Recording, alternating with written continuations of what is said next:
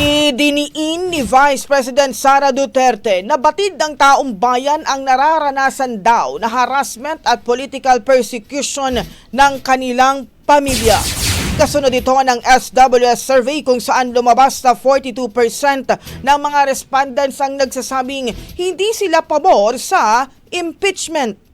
Marami sa ating mga kababayan naiintindihan kung ano yung ginagawa laban sa akin at sa aming pamilya. It's pure political persecution at harassment.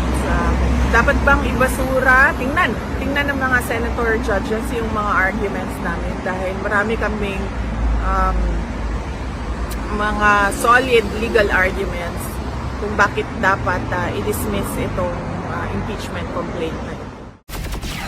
Sagot naman dito ng palasyo, iginagalang nila ang opinyon ng bise. Ayon kay Palace Press Officer Undersecretary Claire Castro, malinaw naman na raw ang mga dokumentong naisiwalat sa hearing. Ginagalang din daw nilang resulta ng mga survey. Muli naman niyang idiniin na hindi mangingialam si Pangulong Bongbong Marcos sa impeachment trial. Okay, kung yun po yung kanyang opinion, igalang po natin.